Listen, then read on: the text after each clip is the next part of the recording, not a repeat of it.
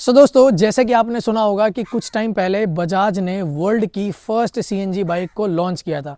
अब ऐसे में ना बहुत सारे सवाल थे लोगों के पास में कि यार आखिर ये बाइक चलने में कैसी होगी, क्या इसका सीएनजी फट तो नहीं जाएगा, क्या इसके इशू तो नहीं आएंगे, पता नहीं पहली बाइक है वर्ल्ड की तो क्या रिएक्शन रहने वाला है।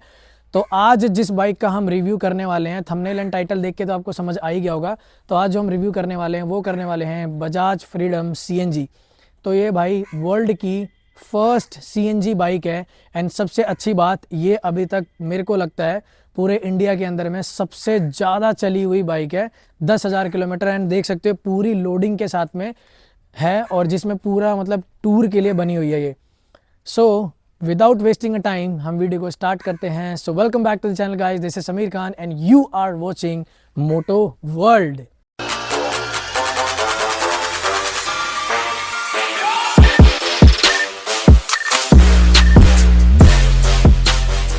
दोस्तों, ओनर को बुलाने से पहले थोड़ा बहुत इन्फॉर्मेशन मैं दे देता हूँ इस बाइक के बारे में। तो ये है बजाज की फ्रीडम, जो कि वर्ल्ड की सबसे पहली सीएनजी बाइक है and made in India brand है ये। एंड एक चीज़ आपको बताना चाहूँगा कि ये पूरी की पूरी टूरिंग के हिसाब से लोडेड है एंड बहुत ही जल्दी ये लद्दाख भी करने वाली है। तो टेक्निकली आप कह सकते हो कि वर्ल्ड की फर्स्ट सीएनजी बाइक होने वाली है ये, जो कि लद्दाख सर्किट पूरा कंप्लीट करेगी। ओनर को बुला के सारी चीज़ें मैं बात करूंगा, बट आपको दिखा दूं कि इसके अंदर में ये टोटल कितने हज़ार किलोमीटर चल चुकी है। तो ओडो पे मैं दिखा देता हूँ आपको। तो ये देख सकते हो आप, ओडो पे आपको दिख रहा है 10,693 किलोमीटर, मतलब 10,700 किलोमीटर मान लो, 7 किलोमीटर कम। और इसके बारे में ना आपको बहुत सारी चीज़ें जानने को मिलेगी। जितने भी आपके सवाल है ना वो सारे के सारे मैं पूछूंगा। बुलाते हैं हम इस बाइक के ओनर को और पूछते हैं जो भी आपके सवाल है। तो सबसे पहले भाई थैंक यू सो मच देव भाई कि आप हमारे चैनल के ऊपर में आए हो और इसके बारे में सारी चीज़ बताऊंगा। और पर्सनली मैं आपको बताऊं, मुझे ना बाइक रिव्यू करने से ज़्यादा ओनरशिप एक्सपीरियंस जानने में मजा आता है कि आखिर क्या प्रोस्पेक्टिव रहता है एक राइडर का और कैसी मतलब ये रियल टाइम सिनेरियो में मतलब परफॉर्म करती है। तो सबसे पहले तो आप अपना इंट्रोडक्शन दे दो। तो मेरा नाम देव है। मैं नजफगढ़ से ही बिलोंग करता हूँ, जहाँ मेरे भाई रहते हैं। मैं उनके घर के आसपास ही रहता हूँ, उनका पड़ोसी मान लो। मैं इस बाइक को 3 मंथ से ऑन कर रहा हूँ एंड आपने 3 महीने के अंदर 10,000 किलोमीटर चलाई है? हाँ। सीरियसली? तो अब सबसे पहला सवाल तो मेरा यहीं पे आता है कि इससे पहले आपके पास कौन सी बाइक थी, और जब आप इस बाइक को लेने का प्लान कर रहे थे तो कौन कौन सी बाइकें आपने दिमाग में रखी, और ऐसा क्या मतलब पर्सपेक्टिव था कि जिस पे आप कन्विंस हो गए कि मुझे एक नई बाइक को ट्राई करना चाहिए जो मार्केट में सीएनजी वाली आई है? आपने बहुत इंटरेस्टिंग बात पूछी मेरे से। आपको बताऊँ, इससे पहले हमारे घर में, मतलब मेरे पास तो स्कूटी थी, वरना इसके अलावा मेरे घर में मीटियोर भी थी जो मेरे बड़े भाई की है। मीटियोर मैंने खूब ड्राइव करी है, बट ड्राइव करने में मुझे मीटियोर ड्राइव करने में मुझे वो सेटिस्फेक्शन नहीं मिली, वो मज़ा नहीं आया जो मुझे इस बाइक में आया। ठीक है। और स्कूटी आपको पता ही होगा, स्कूटी खर्चीली होती है, होती तो ईजी है पर खर्चीली बहुत होती है। उसके मुकाबले ये बहुत ज़्यादा ही आपके लिए बेनिफिशियल रहेगी। ठीक है। और आपको इसके अलावा बताऊं, जो मीटियोर है, मीटियोर बहुत महंगी बाइक है एक्चुअली, वो टूरिंग पर्पज़ की है। ठीक है। और जो उसी के जो मेरे भाई के विपरीत सोचा मैंने कि दूसरी बाइक मैं लूँगा, वो बाइक थी, इसकी जो लुक देख रही है आपको दिख रहा है, वो बाइक हिमालयन ही थी। अब आपका आते हैं डाउट कि लोग अब तक बहुत सोचते हैं कि इस बाइक में सिलेंडर लगा हुआ है, ये ब्लास्ट हो जाएगा, कुछ ये हो जाएगा, वो हो जाएगा। ऐसा मेरे मन में आया था, बट जैसा कि आप देख सकते हैं कि बाकी गाड़ी बहुत है, बहुत ही गाड़ी है जो सीएनजी में चलती है। ठीक है। अब तक उनमें कोई ऐसा इशू नहीं आया है। और रही क्वालिटी की बात, बजाज है। बजाज तो इंटरनेशनल कंपनी, वैसे भी मतलब नेशनल है पर इंटरनेशनली भी वो काम करती है, बाइक बेचती है ना। तो नो डाउट कंपनी बहुत अच्छी है, कोई ऐसा गलत काम करेगी नहीं। और नो डाउट जब इसकी टेस्टिंग हुई थी ना, तो मैंने इसके लॉन्च पे गया हुआ था भाई। बजाज ने सर्टिफाइड किया हुआ है कि ये बहुत ही रोबस्टिक है। इसके ऊपर ट्रक चढ़ा के देखा, घसीट के देखा, मतलब बहुत सारे टेस्ट के बाद पास ऑन हुई है और कभी भी कुछ भी नहीं हुई। इसका जो चैसी फ्रेम बना ही इस तरीके से कि इसके सिलेंडर पे कभी कोई इम्पैक्ट आएगा ही नहीं। तो बहुत मतलब एक बहुत वंस इन अ मून वाला सिनेरियो होगा। 100 में से मतलब एक बाइक ऐसी कभी हो सकती है जिसपे सिलेंडर पे इम्पैक्ट पड़ेगा, अदरवाइज नहीं होगा। तो चलो जी, ये आपका कन्वेंस पॉइंट था कि आप इस बाइक के लिए मतलब हो गए कन्वेंस लेने के लिए। अब एक बात बताओ, इसको टोटल आपने 10,000 किलोमीटर चलाया है 3 महीने के अंदर। तो सबसे पहली बात आप मुझे बताओ कि आप इससे टूर ही टूर मारते हो या फिर मतलब डेली लाइफ में भी यूज़ करते हो, जॉब वॉब या कुछ करते हो? जैसे कि बात रही जॉब की, जॉब मैं नहीं करता, मेरा बिजनेस है, ठीक है, तो बिजनेस मेरा घर से ही है। एंड इसके अलावा जब चला हूँ ना मैं, वो जैसे कह सकते हैं दोस्ती यारी जो होती है। एक्चुअली मेरा घर यहाँ से बहुत दूर था, 30 किलोमीटर दूर घर था मेरा। यहाँ पे तो अभी मैं 2-3 साल पहले ही आया हूँ, ठीक है। तो दोस्तों से मिलने जाता रहता हूँ मैं, ऑलमोस्ट डेली जाता रहता हूँ, और बाकी अगल बगल में घूमता रहता हूँ। तो दिन का मेरा 150 किलोमीटर चलता है, मतलब घूमने फिरने का दिन का 150 किलोमीटर है मेरा। और बाकी टूरिंग करता रहता हूँ मैं, कहीं घूमना, क्योंकि ये बाइक बहुत रिजनेबल रेट में घुमाती है मेरे को। इसके अलावा मेरे पास स्कूटी थी जो 3 रुपये किलोमीटर चलती थी पर किलोमीटर, एंड वहीं ये 1 किलोमीटर भी मतलब 1 रुपये किलोमीटर भी चलती नहीं है। यार नाइस। वैसे इसका एवरेज तो कंपनी क्लेम करती है पेट्रोल और इसका दोनों को मिला के फुल टैंक में मतलब 300 किलोमीटर, उस पर आएंगे हम थोड़ा सा।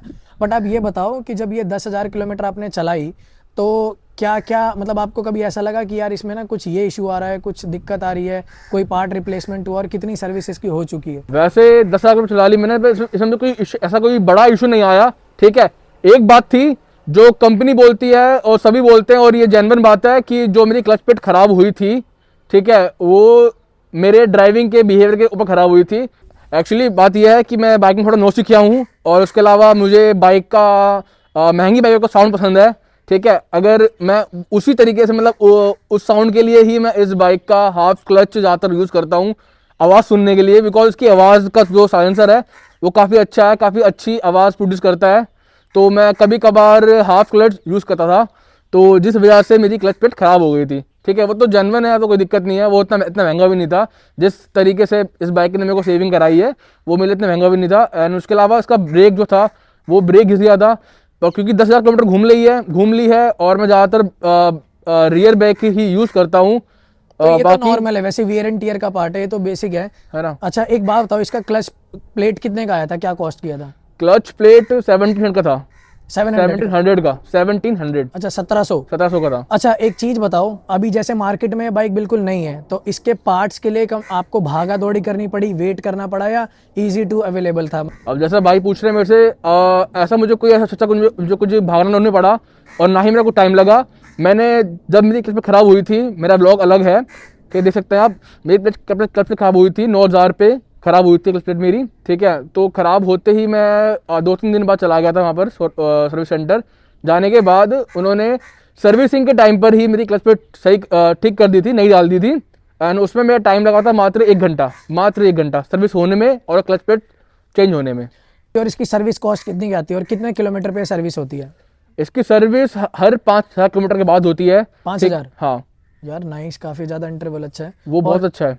और पहली सर्विस तो वही बेसिक 1,000 किलोमीटर पे ही हुई होगी, 700-750। 700 750। अच्छा ठीक है। और एक चीज बताओ, इसमें जो सर्विस का कॉस्ट है वो कितना लगता है? मेरा फर्स्ट सर्विस वैसे फ्री बोलते हैं, वो तो होता नहीं है, ऑफकोर्स वो तो है, पर 1,000 रुपीज़ में अंदर हो गई थी फर्स्ट सर्विस। सेकंड भी 1,000 के अंदर हो गई थी। थर्ड जो हुई है वो मेरी हुई है 2,500 के अंदर, क्योंकि उसमें आपका क्लच प्लेट चेंज हुआ। हाँ इसलिए बस। अच्छा इसका ब्रेक पैड वगैरह कुछ आइडिया है कि कितना कॉस्ट करता है? इसका ब्रेक पैड एक्चुअली आपको बताऊं सीरियसली, तो मैंने सर्विस सेंटर नहीं गया, मैंने बाहर से लगवाए, पर जनरल पार्ट लिया है मैंने, तो वो भी आपको सस्ता ही कॉस्ट कर गया होगा। हाँ 180 था वो। अच्छा इन 10,000 किलोमीटर में कोई आपने बाहर का ट्रिप किया है? दिल्ली से बाहर का, जैसे 200-250 किलोमीटर कोई लंबी ट्रिप पे इस्तेमाल किया हो? मैं लंबी ट्रिप पे भी गया हूँ दिल्ली से बाहर। मैं गया था नैनीताल, जो कि हमें पड़ता है ऑलमोस्ट 250 से ऊपर पड़ता है हमें। तो वहाँ जाने में मुझे ऐसा कोई दिक्कत नहीं आई। इसके अलावा मैं गाँव भी गया हूँ, मेरा गाँव 200 किलोमीटर पड़ता है मेरे को, गाँव 2-3 में घूम के आ गया हूँ मैं। और उसके अलावा मैं लखनऊ भी गया हूँ दोस्त के घर, वो 700 पड़ता है। हाँ जी। अरे भाई काफ़ी अच्छा घूम चुके हो आप तो वो 700 पड़ता है। एंड उसके अलावा तो अभी नेक्स्ट ट्रिप प्लान कर रहा हूँ, वो और लंबी है, वो लद्दाख की है, वो बता दिया। तो भाई वैसे भाई का चैनल है, डिस्क्रिप्शन पे आ रहा होगा और सामने स्क्रीन पे भी आ रहा होगा, जरूर जाके फॉलो कर लेना, जितनी भी चीज़ों की पूछ लेना। अच्छा मुझे ना आपको यहाँ पे एक चीज़ पूछनी है, जैसे कि इस बाइक में ना 2 किलो CNG आती है और 2 लीटर फ्यूल आता है, तो कभी ऐसा कुछ प्रॉब्लम नहीं आई कि यार CNG बहुत जल्दी मतलब टॉपअप करवानी पड़ रही है या फिर बहुत जल्दी, तो यार रेंज अच्छा खासा मिलता है? ऐसी तो मुझे कोई दिक्कत नहीं आई, पर ये जो आप पूछा आपने, ये बहुत अच्छी बात पूछी। एंड इसी के आंसर बोलना चाह रहा हूँ कि जो CNG है ना, ये मुझे बहुत आराम दे रही है। इस तरीके में आराम दे रही है, जो स्कूटी थी ना मेरी, उसमें सिर्फ 4 लीटर तेल आता था और वो 4 लीटर तेल में 120 चलती थी, ठीक है। और इसी में इसमें कम से कम 1.8 लास्ट सीएनजी मेरी आई है, 1.8 किलो 8 केजी 1.8 केजी सीएनजी इसमें आई है, जिसमें ये चलती है 180 किलोमीटर ओ भाई इतनी सीएनजी ज्यादा। में। हाँ, और जो सीएनजी कॉस्ट है वो 1.8 भराने मेरे को देने पड़ते हैं सिर्फ 130 या 135 ऐसे कुछ देने पड़ते हैं, और वहीं में अगर अपनी स्कूटी पे घूमता तो 400 लगते हैं मेरे। भाई काफी अच्छा खासा सेविंग हो रही है आपकी। और सेविंग नो बहुत हो डाउट रही है। एवरेज तो इसका बहुत ही है सीएनजी के ऊपर में ऑलरेडी। वैसे ही कोई भी व्हीकल हो, चाहे वो कार हो, लोग लगवाते इसीलिए ताकि एवरेज अच्छा खासा मिले। कंपनी जो क्लेम करती है सीएनजी में 95 का क्लेम करती है, तो 180 आपको सिर्फ 2 किलो सीएनजी में दे रही है, वो काफ़ी ज़्यादा अच्छी है। तो मेरे को नहीं लगता ऐसा कभी आपको लगा होगा कि नीड की यार बहुत जल्दी फ्रीक्वेंटली आपको टॉपअप कराने की कभी जरूरत है। अच्छा, जो सर्विस नेटवर्क है सीएनजी का वो कैसा रहता है, हर जगह अवेलेबल हो जाता है? अब तक तो मेरे को हर जगह मिली है। अच्छा, जैसे कि एक वैसे सवाल, आई डोंट नो, मतलब मेरी क्यूरियोसिटी है, वैसे तो मुझे पता है बट हो सकता है बहुत लोगों के दिमाग में हो, तो मैं इस वजह से कवर कर रहा हूँ। इसके अंदर में जो सीएनजी का नोजल है वो क्या डिफरेंट होता है बाइक कार के हिसाब से, या सेम वही लगता है? नहीं, किसी किसी कार में नोजल अलग होता है और किसी किसी कार में सेम होता है। तो नोजल के लिए उनके पास नोजल अलग से होती है, वो जॉइंट करते हैं फिर इसमें अटैच कर देते हैं। तो बेसिकली मतलब इसके अंदर में जो लगता है वो डिफरेंट नोजल होता है एज कम्पेयर टू डिफरेंट नहीं है, इसमें डिफरेंट नहीं है, कार में भी होता है वो कार में फर्क क्या है, नोजल मुझे एक्चुअली पता नहीं है उसे क्या बोलते हैं, बट किसी किसी कार में नोजल अलग होता है, किसी किसी में अलग होता है। मतलब बेसिकली वो इजीली अवेलेबल हो जाता हाँ, है। इजीली है, इजीली हर जगह, हर जगह ऐसा कोई परेशानी नहीं होती। कोई परेशानी नहीं है। अभी जब आप इसे चलाते हो तो हाईवे पे इसकी टॉप स्पीड एक क्या रहती है, मतलब एक स्वीट पॉइंट बता दो, और वैसे आपने इसको जब पुश किया तो कितना लेके गए हो, एंड राइडिंग सब्सटेंस मतलब जो फील है वो कैसा रहता है इसका? अब आपको बताऊं, जिसका जो राइडिंग का जो इसका कॉन्फिडेंस है वो और कंप्यूटर सेगमेंट की बाइक से काफ़ी अच्छा है, बहुत ज़्यादा अच्छा है। महंगी से महंगी बाइक की तरह इसमें जो फील आता है वो आता है, ठीक है। और बात रही हाईवे की, हाईवे में ऐसा कुछ है नहीं कि बाइक ट्रक के आगे जा रही है, हवा लग रही है तो बाइक हिलती है, क्योंकि बाकी जो सेगमेंट बाइकें हैं वो हिलती है, मैंने ड्राइव करी है, हिलती, बहुत हिलती है। ऐसा ये कुछ नहीं हिलती, क्योंकि ये 150 किलो की, ऑलमोस्ट 150 किलो की है। 149 किलो की है। ऊपर से आपका वेट कितना है? मेरा 100 प्लस है। जब आप इसको खींचते हो तो जब ये मान लो आपकी सीएनजी कभी ख़त्म होती है तो आपको मैनुअली स्विच करना पड़ता है या ऑटोमेटिकली स्विच हो जाती है? और दूसरी बात कि जब ये पेट्रोल से सीएनजी पे आती है, सीएनजी से पेट्रोल पे जाती है, तो आपको पावर का डिफरेंस फील होता है जैसे पिकअप में लेने में या थ्रॉटल खींचने में?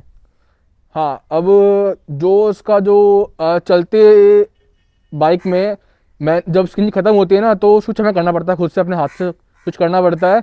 एंड जब हम स्विच करते हैं तो डिफरेंट थोड़ा बहुत मिलता है, जैसे 1% 2% हमको डिफरेंट मिलता है। थोड़ी सी जो पेट्रोल में है वो थोड़ी सी पावर महसूस होती है, और सीएनजी में 1% कम लगता है उसे, बस और कुछ मतलब नहीं, थोड़ा सा ज़्यादा कुछ नहीं। पता लगता थोड़ा है, लगता थोड़ा है, बहुत फील हो रहा है। सेम कार की तरह अच्छा, मतलब थोड़ा बहुत फील होता है इसके थोड़ा अंदर। फील होता है। अब इसके जो सस्पेंशन है वो कैसे हैं, मतलब एक तो 825 mm की हाइट, सीट हाइट है इसकी, तो आपकी हाइट कितनी है? मेरी हाइट 6 है ऑलमोस्ट। 6 है ऑलमोस्ट। हाँ, तो 5'9" 6" तो कोई आपके दोस्त 5'9" यार में है जो छोटा है, जो कभी बैठा हो और उसके पैर नहीं पहुंच रहे हो? हाँ, ऐसा है। वैसे मैं ही हूँ छोटा, तो मैं 5'7" के आसपास हूँ, तो मैं भी एक बार बैठ के अपना रेफरेंस दे दूंगा। अच्छा, इसकी राइडिंग क्वालिटी कैसी है, जैसे सस्पेंशन हो गए, पीछे का सस्पेंशन हो गया, कैसा है मतलब? और जब ये चलती है 10,000 किलोमीटर में, कोई आवाज़ आई है रैटलिंग की या फिर किसी पार्ट में से कि यार ये बार बार ढीला हो जाता है, मिरर ढीले हो जाते हैं, बार बार इसको टाइट करवाना पड़ता है, कुछ ऐसा सीन? अब तक तो ऐसा कुछ नहीं है एक्चुअली। जैसा बात करी कि जो सीट हाइट है वो ज़्यादा ऊपर है तो छोटे लोग चला नहीं पाते, मतलब थोड़ा मुश्किल पड़ती है। ऐसा ही मेरा एक दोस्त था, तो उसने मेरी बाइक ट्राई करी थी एक बार, वो इस बाइक से गिर गया था, मतलब वो खड़ी करने में चला तो उसने इजीली थी, बट वो खड़े खड़े होने का टाइम ना वो गिर गया था बाइक से, तो उसमें मेरा ये शीशा शीशा टूट गया था। शीशा मैं जब सर्विस सेंटर में लेने गया था तो मुझे कहीं पे नहीं मिला, अगल बगल मैं दूर तक गया था, कहीं तक मुझे शीशा नहीं मिला, तो मैंने फिर ये लगाया।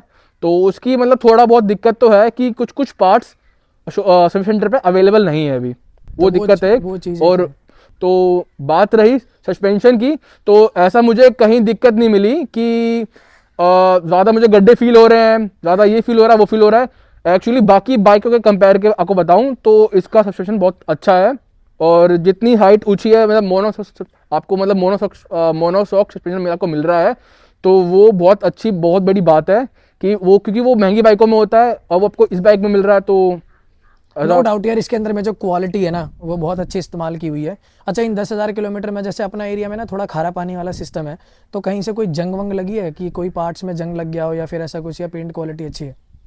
ऐसा आप देख सकते हैं। तो मेरी बाइक में कुछ हुआ नहीं है, पर हाँ जंग दूसरी बाइकों में देखा मैंने, मतलब मेरी दोस्त की बाइक एक और हमारे पास है, तो उसकी बाइक में जंग लग रहा है। ऐसा मैं बोल सकता नहीं कि मतलब पेंट क्वालिटी कुछ बेकार है, क्योंकि उसकी बाइक भी गिर गई थी। उसने लेते ही सेकंड टाइम अपनी बाइक गिरा दी थी, वो भी गंदी तरह। उसका हैंडल पूरा मुड़ गया था और आगे टायर भी मुड़ गया था, मतलब वो जो होता है पैर रखने का वो मुड़ गया था। तो जहाँ जहाँ वो मुड़ा था, जहाँ जहाँ उसका पेंट खराब हुआ था, तो वहाँ वहाँ जंग लग गया है। तो वो तो है बात। अच्छा एक बात बताओ, जब आप ओवरटेक लेते हो तो इसकी पावर एडिक्वेट लगती है या फिर आपको मतलब एक ऐसा लगता है कि यार बार बार की थोड़ी सी और पावर होनी चाहिए थी? क्योंकि ये जो बाइक है वो bhp आती है 9.3 और न्यूटन मीटर आती है 9.8। तो कभी ऐसा फील हुआ है कि यार थोड़ा सा और पावर होनी चाहिए थी, या फिर आपको सफिशिएंट लगती है इस बाइक के कंपैरिजन में? नहीं, फिलहाल तो मेरे को अभी जो उसकी पावर है बहुत सही लगती है। मैं ओवरटेक खूब करता हूँ, मैं इस बाइक को बहुत भगाता हूँ। मेरे ब्लॉग देख सकते हो, मतलब अभी ब्लॉग में मैं आपको भगाने दिखाता नहीं हूँ कि मम्मी देखती है तो इसलिए पर मैं इस बाइक को बहुत भगाता हूँ, बहुत ओवरटेक करता हूँ, किसी को भी कर लेता हूँ ईजिली। ऐसा मुझे कोई पावर की कमी मेरे को महसूस नहीं होती। एंड उसी के अलावा जो इसमें इस बाइक की पावर है सीएनजी पर या पेट्रोल में, ऐसा मुझे कुछ ऐसा फील नहीं होता, ठीक है। और मैं इस बाइक को ऑलमोस्ट डेली डेली चलने के लिए मैं इसमें 80 या 90 से ऊपर चलता नहीं हूँ, पर इसकी जो बाइक की टॉप स्पीड है वो 115 है। 115? हाँ जी, यार काफी जो अच्छी मैंने है। ब्लॉग में कवर कर रखी है। अभी तो मैं यार खुद HF चला रहा हूँ, मैंने अभी नैनीताल का ट्रिप उसी से किया था भाई, इतनी तो वो भी नहीं जाती, बट ठीक है काफी अच्छी खासी। अच्छा इसकी ब्रेकिंग परफॉर्मेंस कैसी है? CBS इसके अंदर मिलता है, कॉम्बे ब्रेक सिस्टम। अगर पीछे वाला अप्लाई करोगे तो ऑटोमेटिकली कुछ परसेंटेज फ्रंट के ब्रेक भी लग जाएंगे, तो मतलब ब्रेकिंग में कॉन्फिडेंस है इसके? ब्रेकिंग काफ़ी अच्छी है इसकी। एक्चुअली आप जैसे आप न्यू बाइक लोगे ना, तो न्यू बाइक में थोड़े ब्रेक थोड़े कम मिलते हैं, मुझे भी मिले थे, तो मैंने इसमें बहुत इसकी बुराई करी थी अपने ब्लॉग में, ठीक है। तो आप बोल सकते हो, मतलब आपको लगता होगा कि इसके ब्रेक कम है, पर ब्रेक कम नहीं है वो। एक्चुअली आपको इसके ब्रेक टाइट करवाने पड़ेंगे। वो कई सर्विस सेंटर पे होते हैं, नो सीखिए, या बाहर दुकानों पे या कहीं भी जाते हो आप, तो उनसे ना कराएं, एक बार को सर्विस सेंटर में जाएं, सर्विस टाइम पर आप इसके ब्रेक टाइट करवाएं, तो आपके ब्रेक तुम सही लगेंगे। इसके ब्रेक बहुत अच्छे हैं, मतलब काफी अच्छे हैं ब्रेक। हाँ बहुत और अच्छे इसके टायर की परफॉर्मेंस कैसी है? अभी तो इसके अंदर में स्टॉक टायर ही होंगे। तो बात रही टायर्स के परफॉर्मेंस की, तो ऐसा मुझे कुछ लगता नहीं है कि छोटे टायर है तो ये होगा वो होगा, पर हाँ मैं ये मानता हूँ कि मेरे बाइक का वेट ज़्यादा है और मेरा वेट ज़्यादा है, तो शायद इसलिए मैं एक तो बार फिसला हूँ, और बाकी बाइक जो थी वो इजीली उस पर निकल गई थी, पर मैं मतलब फिसल गया था। बेसिकली ट्रैक्शन ये पकड़ती नहीं है, रोड पे ग्रिप नहीं पकड़ पाती है। अब वो मैं मानता नहीं, मेरे को लगता है कि वेट आता है मेरा, शायद शायद तभी होता हो। नहीं नहीं, ग्रिप का भी कोई मैटर करता है। और सम टाइम ये भी है कि अभी जैसे आप सर्दी के सीजन में हो ना, तो टायर गर्म होने में टाइम लगता है, तो उसकी वजह से ग्रिप भी थोड़ा कम बनाता है। तो चलो ये भी एक पॉइंट ऑफ व्यू है आपका, ये भी अच्छा है कि आपने बता दिया। बाकी सारी चीज़ें ऑलमोस्ट हम कवर कर चुके हैं। और अभी नेक्स्ट ट्रिप आपका क्या प्लान है, और इस बाइक को कितना टाइम रखने का है? मतलब ऐसा कभी ऐसा लगा दिल में कि यार हाँ कंपनी से मुझे ये चीज़ शिकायत है कि इसको चेंज करना चाहिए था, या ये चीज़ ऐसी कर देती, या वो चीज़ ऐसा कर देती, कुछ ऐसा लगा रिक्वायरमेंट? रिक्वायरमेंट ना, आपको बताऊं कि इसमें बहुत चीज़ों की रिक्वायरमेंट है, पर मैं ये मानता हूं कि आपको कंपनी इतना अच्छा लोहा वाली मशीन दे रही है, इतनी हैवी मशीन दे रही है, हर चीज़ में जो सेफ्टी है ना, सेफ्टी फर्स्ट इस बाइक के लिए है, ठीक है। इतनी आपको किसी अदर बाइक में आपको सेफ्टी नहीं मिलेगी जितनी इसमें है, बिकॉज ऑफ इसमें जो कवरिंग हो रखी है ना, जो इसमें फ्रेमिंग हो रखी है, वो महंगी बाइकों में होती है। एक्चुअली मैं ड्यूक भी चला चुका हूँ, वो मैंने ऑन नहीं करी थी बट चला चुका हूँ मैं, ठीक है। तो उसकी मुझे कवरिंग पसंद थी मेरे को, मतलब उस बाइक में सेफ्टी है, ठीक है। एंड उसके मुकाबले इसमें सेफ्टी, इसमें फ्रेमिंग हो रखी है, आगे फ्रेमिंग आगे बढ़िया है, वहाँ बढ़िया है, तो सिलेंडर एकदम सेफ है। चेंज मैं ये मानता हूँ कि चेंज तो होना चाहिए, बट कंपनी भी कितने करेगी। तो चेंजिंग ये होना चाहिए कि इसका जो हॉर्न है ना, तो हॉर्न बहुत कम है, लाइट है, वो ऑलमोस्ट ना के बराबर है। इसका अपर बीम या लोअर बीम दोनों ऑलमोस्ट सेम है। तो मैं ये मानता हूँ कि कंपनी आपको इतना इस रेट में इतना कुछ दे रही है, तो आपको कुछ अपने कंफर्ट के लिए या अपने लिए आपको कुछ और भी खर्च करना चाहिए। तो उसके लिए ही मैंने इसमें फॉग लाइट वगैरह और हॉर्न चेंज करवाया है। सो दोस्तों, उम्मीद करता हूँ कि जितनी भी इन्फॉर्मेशन थी वो सारी की सारी मैंने इसके अंदर में कवर अप करी होगी। अगर आपको लगता है कि कुछ और सवाल है तो भाई वो मुझसे कमेंट में पूछ सकते हो। देव भाई भी मेरे चैनल को देखते हैं, तो मैं टैग कर दूंगा इस वीडियो के टाइटल में इनको, तो जो भी आप कमेंट करोगे वो देव भाई भी देख पाएंगे और इजीली वो भी वहाँ से रिस्पॉन्स दे देंगे। तो अगर आपको वीडियो किसी भी रीज़न से अच्छी लगी होगी तो वीडियो को लाइक कर देना, चैनल को सब्सक्राइब कर देना। तो मिलेंगे हमारे ऐसे किसी नेक्स्ट व्लॉग में। Till then, bye bye.